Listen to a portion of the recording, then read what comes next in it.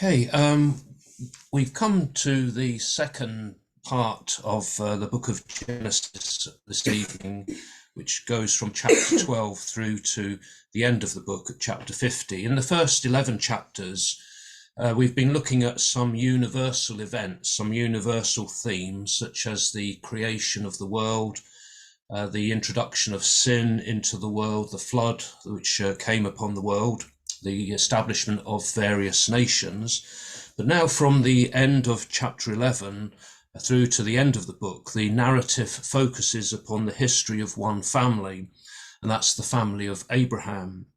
Abraham is a figure of such importance in the Bible and in the history of God's people that so much space is devoted to his story and the story of his family.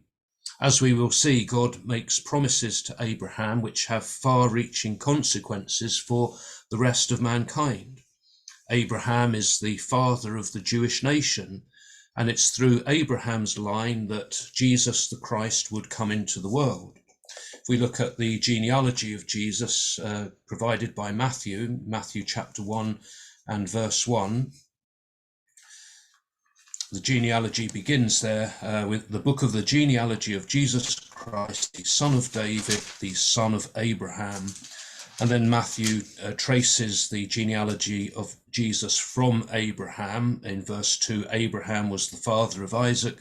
So that's where it begins, taking us all the way through to Jesus himself. And then Luke as well, in Luke chapter 3 verse 34, Abraham is included in Luke's genealogy of Jesus there as well.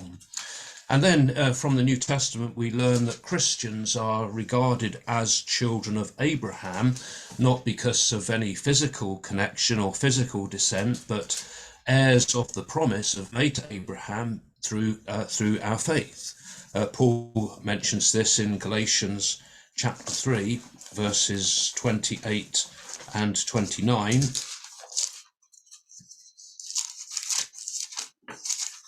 Galatians chapter 3 verse 28, which says, there is neither Jew nor Greek, there is neither slave nor free, there is neither male nor female, for you are all one in Christ Jesus. And if you are Christ's, then you are Abraham's offspring, heirs according to promise. So Christians, through our faith, we are children of Abraham. So the physical descent from Abraham is no longer accounted as being of any importance. What's important now is having that same faith that Abraham had. So begin this evening then in chapter 11, the last few verses. We looked last week in chapter 11 and saw from verse 10 the genealogy was traced from Shem, the son of Noah, through to Abram in verse 26. And then we pick up this again in verses 27 to 32, which says, now these are the descendants of Terah. Terah was the father of Abram, Nahor, and Haran was the father of Lot. Haran died before his father Terah in the land of his birth in Ur of the Chaldeans. And Abram and Nahor took wives. The name of Abram's wife was Sarai, and the name of Nahor's wife Milcah, the daughter of Haran, the father of Milcah and Iscah. Now Sarai was barren, she had no child. Terah took Abram his son, and Lot the son of Haran his grandson, and Sarai his daughter-in-law, his son Abram's wife, and they went forth together from Ur of the Chaldeans to go into the land of Canaan. When they came to Haran, they settled there. The days of Terah were 205 years, and Terah died in Haran. In these verses, we're given a brief family history of the descendants of Terah. Terah, we learn, was the father of three sons, Abram, Nahor, and Haran. And according to verse 26 of this chapter, Terah was 70 years old when he became a father. Haran was the father of Lot, but Haran had predeceased his father in the land of his birth in Ur of the Chaldeans. So mention of the death of Haran here explains how his son Lot came to be in the care of Abram. We see from chapter 12 verse 4 that when Abram leaves Haran, he takes with him Lot. So Abram went as the Lord had told him, and Lot went with him. Abram was 75 years old when he departed from Haran, and Abram took Sarai his wife, and Lot his brother's son, and all their possessions. So this explains why Lot is traveling with Abram, that his father Haran had died there in Ur. The name Abram means exalted father, and he took as his wife Sarai, and her name means princess or queen. We learn later that she is actually Abram's half-sister. From chapter 20 and verse 12, we see there that they had the same father, who's Terah, but they had different mothers. Chapter 20 verse 12, this is when Abraham, as his name is here, is explaining the relationship between them after he has told someone that she is his sister rather than his wife. Verse 12, he says, "Besides, she is indeed my sister, the daughter of my father, but not the daughter of my mother, and she became my wife." So they are half brother and half sister here. Nahor's wife was named Milcah, and she is the daughter of Haran, so Nahor had married his niece, and she later became the grandmother of Rebekah, as we see in chapter 24 and verse 24. We see the family connection here. This is when Abraham's servant has come looking for a wife for Isaac, and Rebekah appears on the scene, and she explains her identity. She says, "I am the daughter of Bethuel, the son of Milcah, whom she bore to Nahor." So she is the granddaughter there of Milcah. Verse 30 notes here that Sarai was barren, as she had no children of her own at this point. This is seems an incidental detail at this point in the story, but it's preparing us for what is about to come and what would be a test of Abram's and Sarai's faith. So a little family tree here to show the connection. We have Terah there. The three sons are Abram, Nahor, and Haran. Sarai is also his daughter, but with a different mother to Abram. And Abram marries Sarai. And we have Nahor, who is married to Milcah, who is the daughter of Haran, and his three children are named here as Milcah, Lot, and Iscah. We don't know anything more about Iscah. That person is not mentioned again. But Haran is the one who died before his father died in Ur, so Lot then came under the care of Abram and Sarai. So just a little simple family tree there to help us understand these family connections here.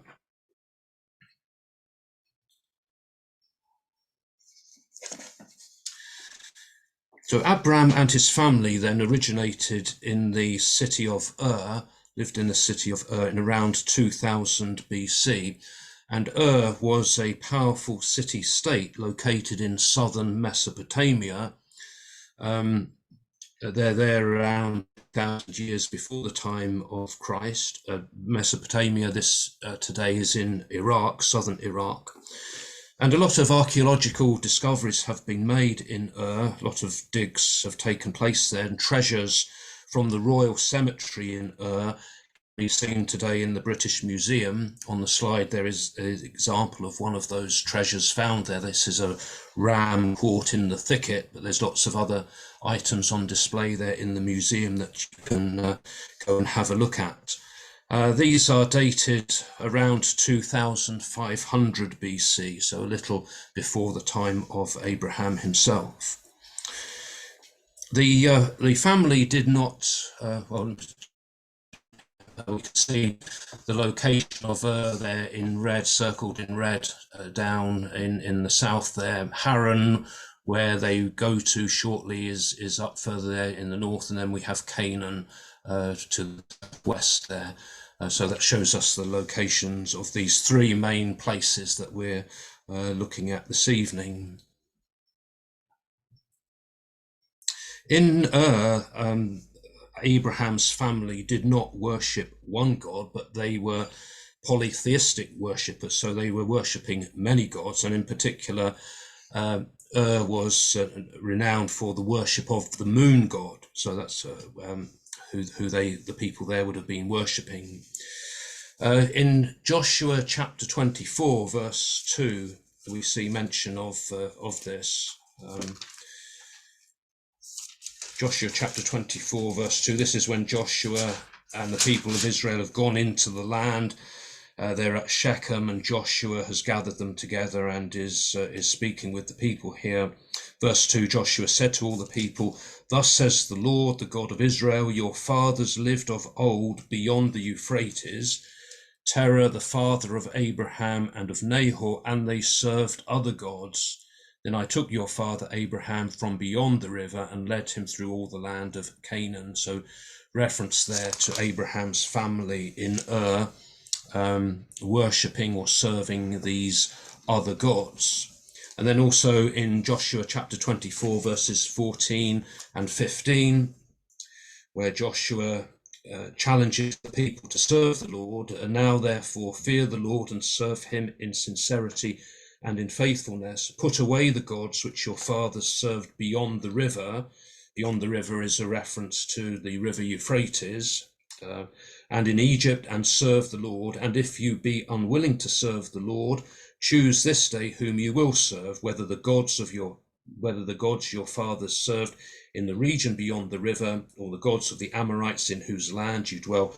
As for me and my house, we will serve the Lord." So there's Joshua's challenge to the people there to put away those gods that had been worshipped in the past and just to worship the Lord. The family moved from their home in to go to the land of Canaan, but they settled in the important trading city of Haran, which you can see on the map there, before they reached Canaan. So they travel northwesterly direction from along really the route of the river Euphrates and the Tigris. This area is known as the Fertile Crescent, because of the rainfall and the good land which is there. So they arrive in Haran, but the plan was to go on to Canaan. Haran is about 500 miles northwest from and Abram's father Terah died there in Haran at the age of 205 years, we're told. But although we are not given the reason for Terah and his family leaving in this passage, we do learn from other passages that it was at God's direction that they had left in order to go to Canaan. So in Genesis chapter 15 and verse 7, God speaking to Abram here, he says to him, "I am the Lord who brought you from Ur of the Chaldeans to give you this land to possess." So God speaks of him bringing Abram from Ur of the Chaldeans. And then in that passage we read earlier from Joshua chapter 24, verses 2 and 3. Joshua said to the people, "Thus says the Lord, the God of the God of Israel, your fathers lived of old beyond the Euphrates, Terah, the father of Abraham and of Nahor, and they served other gods. Then I took your father Abraham from beyond the river and led him through all the land of Canaan." So again, there God's saying that he took Abraham from that region beyond the river to Canaan. Nehemiah chapter 9 and verse 7.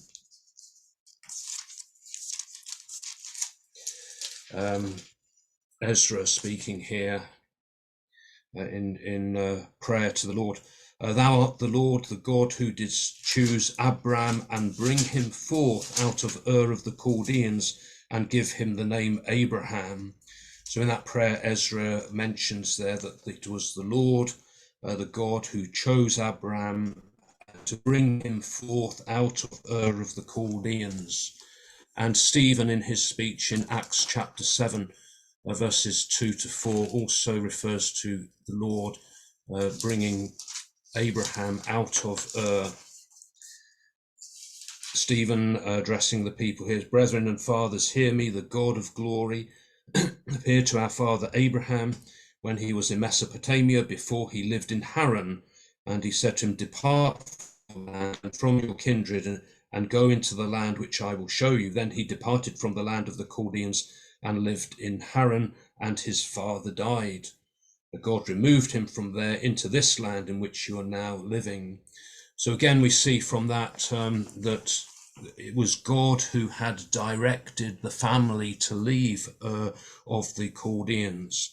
But it was not God's intention that Abram should settle in Haran, but rather he should go on to the land of Canaan. So come into chapter 12 of Genesis then. We'll read verses 1 to 9 here.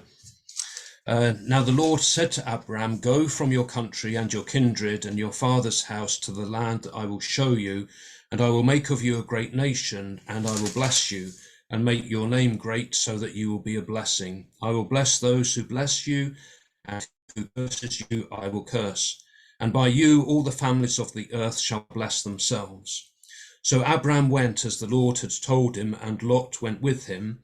Abram was 75 years old when he departed from Haran, and Abram took Sarai his wife, and Lot his brother's son, and all their possessions which they had gathered, and the persons that they had gotten in Haran, and they set forth to go to the land of Canaan.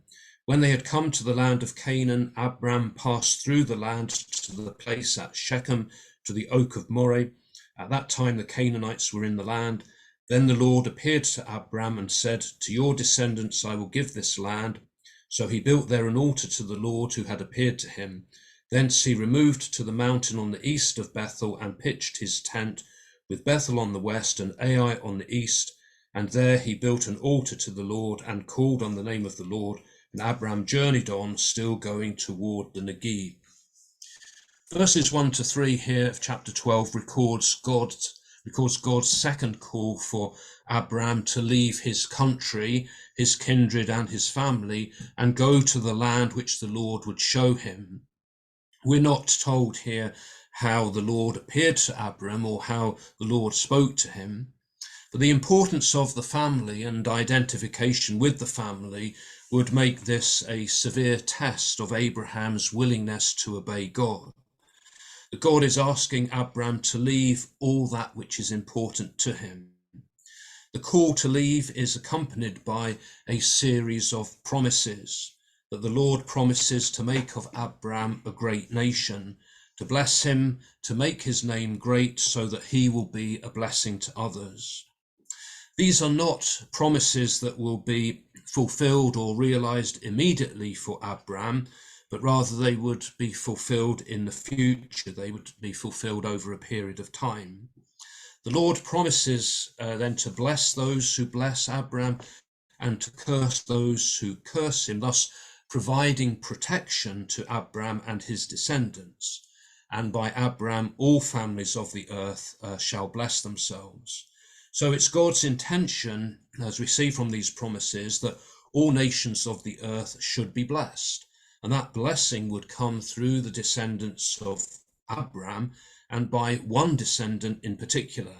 So this is really the first indication we have that Abram is to play an important role in God's plan for mankind.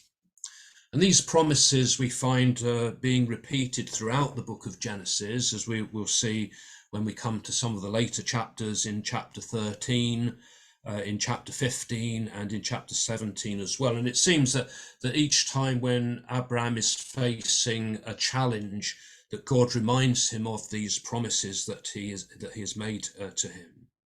The promises are also referred to in some New Testament passages as well. In Acts chapter 3 verse 25, in Peter's sermon at the gate of the temple in Jerusalem after healing the lame man, and Paul in his letter to the Galatians makes reference to these promises that God had made to Abraham. So important promises are made here. Verses 4 to 6 then records Abram's response to the Lord's words, that immediately he obeyed and he went, we're told, as the Lord had told him. So straight away then we have really an example of the faith that characterized Abram's life, something that the writer to the Hebrews mentions in Hebrews chapter 11 and verse 8.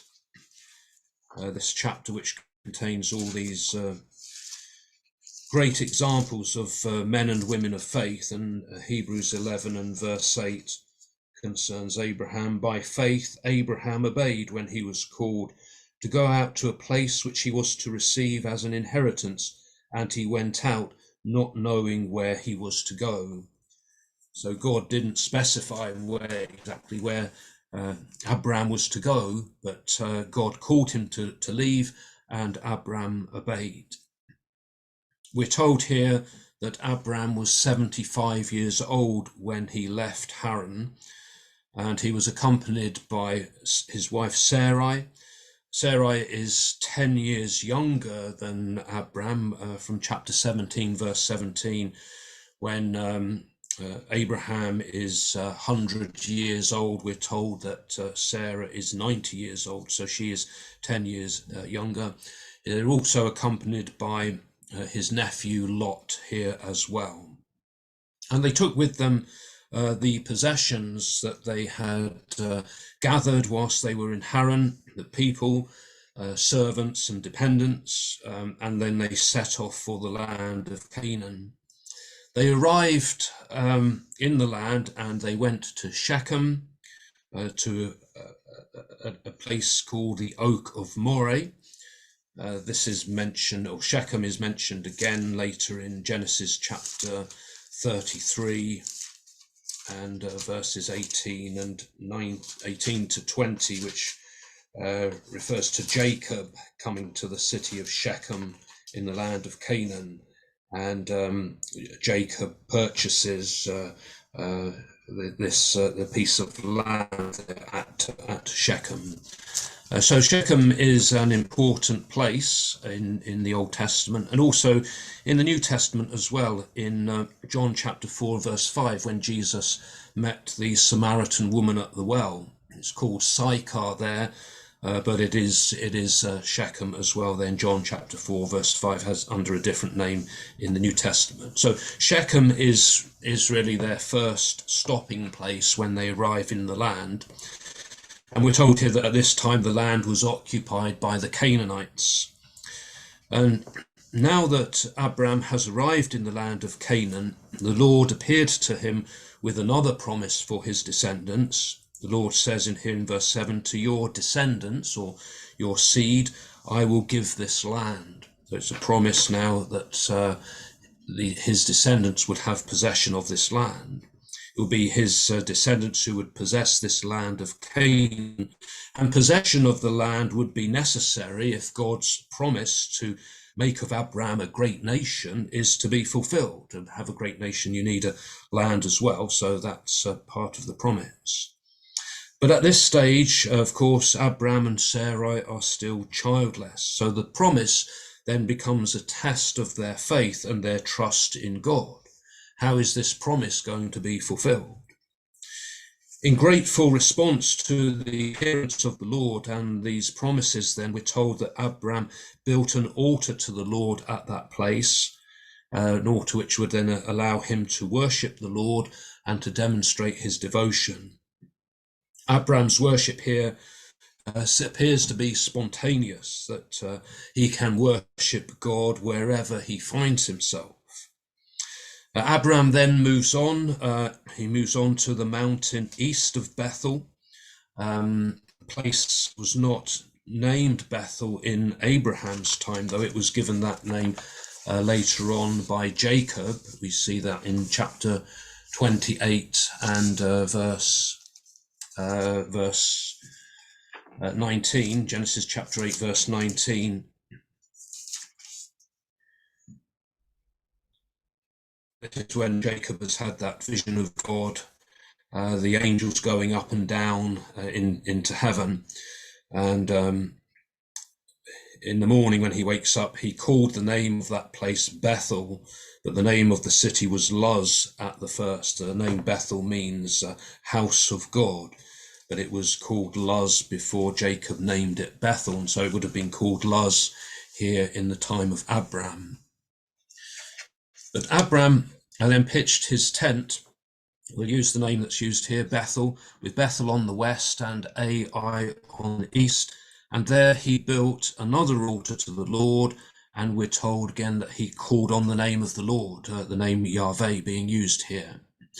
And the tent and the altar really become sort of symbols of Abram's life, that he is a temporary resident on this earth, living in a tent, and he is a believer and a worshipper of the one true God. So he has a tent and he has an altar. Again, the writer to the Hebrews in chapter 11 makes mention of this temporary dwelling place that Abraham and his descendants had in Hebrews chapter 11, verses 9 and 10, referring to Abraham here. By faith he sojourned in the land of promise, as in a foreign land, living in tents with Isaac and Jacob, heirs with him of the same promise. For he looked forward to the city which has foundations, whose builder and maker is God. And then verse 13 says, these all died in faith, not having received what was promised, but having seen it and greeted it from afar, and having acknowledged that they were strangers and exiles on the earth. So moving around, living in a tent was the manner of Abram's life. He continued on his journey to the south towards the Negev, perhaps looking for pasture land for his flocks. And so Abram's journey had taken him through the length of the land of Canaan, going from north to south. Reading here then in chapter 12, verse 10, down into the first verse of chapter 13, we have this. Now there was a famine in the land, so Abram went down to Egypt to sojourn there, for the famine was severe in the land. When he was about to enter Egypt, he said to Sarai his wife, I know that you are a woman beautiful to behold, and when the Egyptians see you, they will say, this is his wife. Then they will kill me, but they will let you live. Say you are my sister, that it may go well with me because of you, that my life may be spared on your account. When Abram entered Egypt, the Egyptians saw that the woman was very beautiful. And when the princes of Pharaoh saw her, they praised her to Pharaoh, and the woman was taken to Pharaoh's house. And for her sake he dealt well with Abram, and he had sheep, oxen, he-ashes, men-servants, maidservants, she-asses, and camels. But the Lord afflicted Pharaoh and his house with great plagues because of Sarai, Abram's wife. So Pharaoh called Abram and said, what is this you have done to me? Why did you not tell me that she was your wife? Why did you say she is my sister, so that I took her for my wife? Now then, here your wife, take her and be gone. And Pharaoh gave men orders concerning him, and they set him on the way with his wife and all that he had. So Abram went up from Egypt, he and his wife, and all that he had, and Lot with him, into the Negev. The land of Canaan was subject to regular famines due to sporadic rainfall. We see some other mentions of this further on in chapter 26, 1, in the time of Isaac as well. Chapter 26 says, now there was a famine in the land, besides the former famine that was in the days of Abraham, and Isaac went to Gerar. So famine mentioned there. And then later on, of course, in the story of Joseph in chapter 41 and in chapter 43 as well, mention of the famine there, which affected the land of Canaan and the land of Egypt as well. But because of the provision that Joseph made, Egypt was able to survive that. So a severe famine now affected the land, and it caused Abram to leave and to seek refuge in Egypt. Egypt was often the place where people went to for relief in times of famine. The annual flooding of the Nile ensured that Egypt often had a plentiful supply of food. But before arriving in Egypt, Abram told his wife Sarai to say that she was his sister rather than his wife. And as we mentioned earlier, this is really a half-truth, in that Sarai was his half-sister, but she was also his wife. So this is a deception. It's a lie. It's a half-truth. And it seems that when they had left and Haran, they had made this agreement that they would say that they were brother and sister. We see this in chapter 20, verses 11 to 13.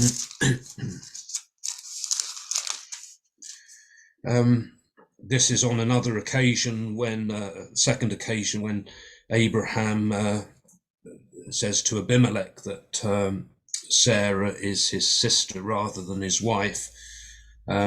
Verse 10 of chapter 20 says, and Abimelech said to Abraham, what were you thinking of that you did this thing? Saying that she was his sister. Abraham said, I did it because I thought there is no fear of God at all in this place, and they will kill me because of my wife. Besides, she is indeed my sister, the daughter of my father, but not the daughter of my mother, and she became my wife.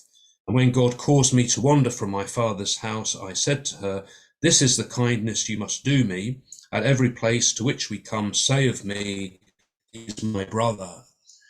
So this was the arrangement that they had made, that this would be how they would describe each other, as being brother and sister.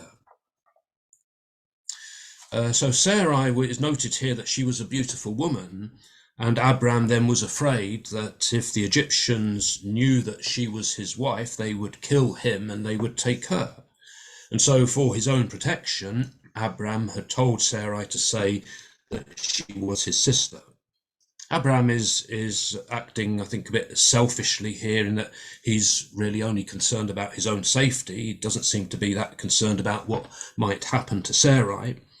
And his behavior also shows a lack of trust in God. Abraham showed great faith in leaving Ur when God called him, but he does not seem to have that same faith to trust in God in this situation.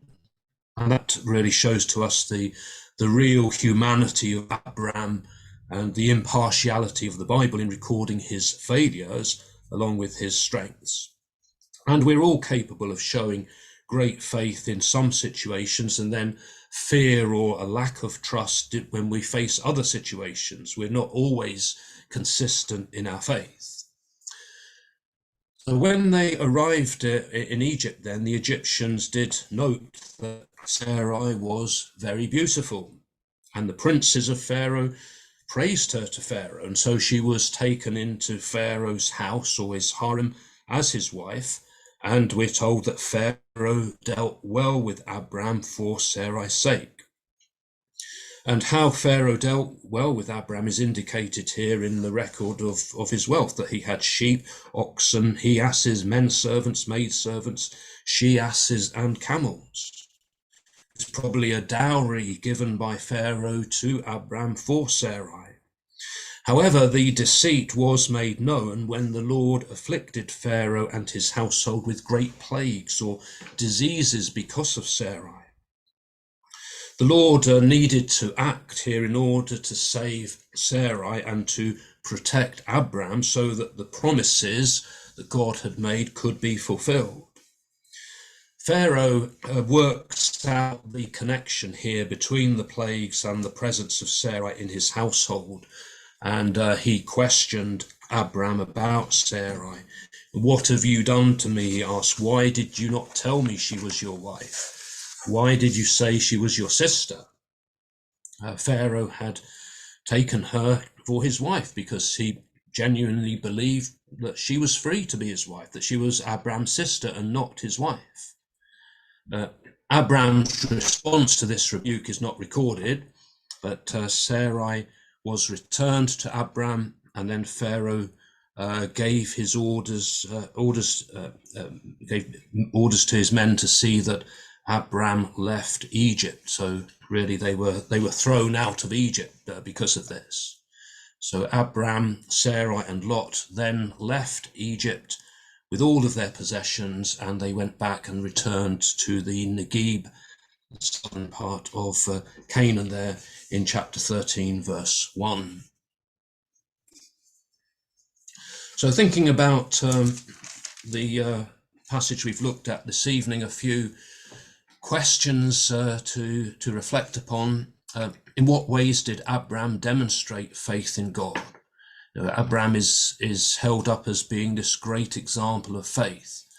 Well, how did he show faith in God in the things that we've looked at this evening? Why might God have chosen to bless Abram? Why him? Why his family? Why were they the ones whom God chose to bless? They came from a society which was polytheistic, which wasn't worshipping one God. And yet God chose Abram for these promises. How do we explain that? And then what did this incident in Egypt then reveal to us about the character of Abram? What do we learn about him from that? So a few questions there to reflect upon and to think about, and some practical lessons for us to take from this passage for ourselves on faith and the nature of faith. So we'll stop here and invite anyone to ask questions or make any comments if you wish to do so.